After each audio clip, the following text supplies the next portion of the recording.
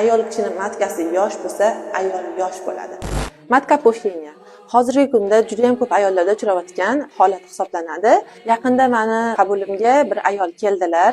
Ularda shunaqa darajada matka tushib qolganki, hatto ginekologlar tomonidan kumush probka taqib qo'yilgan. Agar kumush probka taqilmasa, po'shenya shu darajada kuchliki, holatidan pastga tushib qoladi. Men ular holatlarini ko'rdim va vaginalniy zulum muolajasini tavsiya qildim.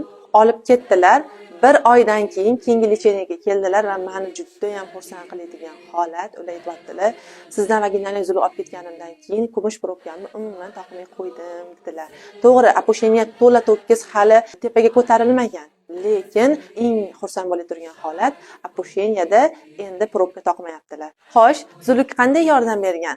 Zulukning foydalari haqida qisqacha gapiradigan bo'lsam, zulukning asosiy shifosi uni og'zidagi so'lagida. Juda ham ko'p aktiv fermentlari bor. Bulardan eng aktivi kollageni, oqsili, kumush suvi, gerudin moddasi va kuchli antibiotika. Endi yuqorida aytgan kollagenim oddiy kollagenga nisbatan 400 ming barobar kuchli kollagen. Bu qin ichki devorlariga zuluk yordamida tashlangandan keyin matkada qon aylanishi yaxshilanadi, matka yosharadi. Tabiiyki bilamiz, ayol kishining matkasi yosh bo'lsa, ayol yosh bo'ladi. Ayol energiyaga to'ladi. Shuning uchun ularda, ya'ni kollagenni tashlab berganligi hisobiga matkada yaxshi qon aylanishi boshlangan va po'shenya sezilarli darajada tepaga ko'tarilgan.